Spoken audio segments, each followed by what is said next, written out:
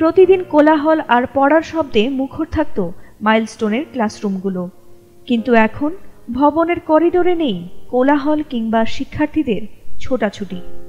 উত্তরার milestone school and college যেন এক নিঃশব্দ মৃত্যুপল্লী। তবে এমন অনাকাঙ্ক্ষিত প্রাণহানি মোটেই মেনে নেননি অন্যান্য শিক্ষা প্রতিষ্ঠানের শিক্ষার্থীরা।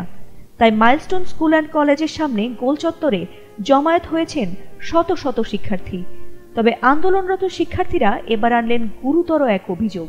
তাদের দাবি, সরকার ইচ্ছাকৃতভাবে নিহতদের আসল সংখ্যা লুকাচ্ছে। মঙ্গলবার মাইলস্টোন কলেজের বাইরে অবস্থান নেন আন্দোলনরত শত শত শিক্ষার্থীরা। ৬ দফা দাবি জানিয়ে বিক্ষোভ শুরু করেন। এছাড়াও এ ঘটনায় এখন পর্যন্ত ২৭ জন মারা যাওয়ার খবরে মৃতের আসল সংখ্যা লুকানোর অভিযোগ এনেছেন আন্দোলনরত শিক্ষার্থীরা। রাতের ২টা বাজে, রাতের ১টা বাজে তারা কেন অ্যাম্বুলেন্স নিয়ে আসবে? তারা এই লাশগুলো তারা গেট কেন আটকেছে এবং কোনো গার্জিয়ানকে, কোনো লোককে তারা ভিতরে ঢুকতে দেয় নাই। তো এগুলো কেন হচ্ছে? এগুলো কেন? এই কারণ কেন আমরা সত্যতা জানতে পারবো না? এবং লাশের সংখ্যা তো ভুলেও জানানো হচ্ছে না।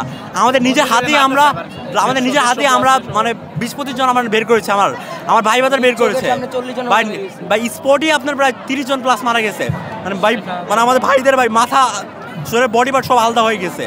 কি যে সিচুয়েশন ছিল, আপনারা থাকলে আপনারা সেন্সলেস হয়ে যেতেন। আমাদের যে একটা সেকশন আছে, ওই একটা সেকশনে আপনার প্রায় 18 জন মারা গেছে 20 জনের ভিতর। তাহলে 2 জন বেঁচে ছিল। একটা ভাই জাস্ট ঘুমন্ত অবস্থায় ছিল, যেভাবে হেড ডাউন অবস্থায় সে মারা গেছে। মানে পুতুল যেভাবে জ্বলে যায় না, সেমভাবে জ্বলে গেছে। যেই খারাপ সিচুয়েশন ছিল, আপনারা থাকলে বুঝতে পারতেন। অ্যান্ড আমাদের কাছে সব কিছু গোপন করা হয়েছে। এবং তারা মিডিয়া কেন বারবার কেন আমাদের ভুল নিউজ প্রকাশ করা হবে? শিক্ষার্থীদের ৬ দফা দাবির মধ্যে রয়েছে নিহতদের নাম ঠিকানা প্রকাশ, আহতদের নির্ভুল তালিকা, শিক্ষকদের সঙ্গে অসদাচরণের জন্য নিঃশর্ত ক্ষমা, ক্ষতিপূরণ প্রদান, ঝুঁকিপূর্ণ প্লেন বাতিল ও প্রশিক্ষণের পদ্ধতির সংস্কার। অন্যদিকে মাইলস্টোন স্কুল অ্যান্ড কলেজের শিক্ষার্থীদের ৬ দফা দাবি সরকার মেনে নিয়েছে বলে জানিয়েছেন আইন উপদেষ্টা আসিফ নজরুল। এদিন দুপুর ১:৩০ নাগাদ কলেজের ৫ নম্বর ভবনের সামনে এ তথ্য জানান উপদেষ্টা। তবে আইন উপদেষ্টার দাবি মেনে নেওয়ার ঘোষণা দেওয়ার পরপরই পুলিশের সঙ্গে শিক্ষার্থীদের ধস্তাধস্তি হয়েছে। এ সময় শিক্ষার্থীরা ভুয়া স্লোগান দিতে থাকেন। এমনকি পুলিশকে লক্ষ্য করে জুতা ও প্লাস্টিকের বোতলও নিক্ষেপ করেন তারা।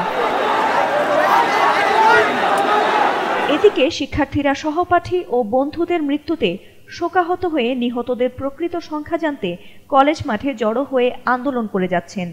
তবে পরিস্থিতি নিয়ন্ত্রণে প্রতিষ্ঠানটির ৫ নং ভবনের সামনে বিপুল সংখ্যক আইন শৃঙ্খলা রক্ষাকারী বাহিনীর সদস্যরা অবস্থান নিয়েছেন। ফাতিমা সুলতানা, এটিএন বাংলা।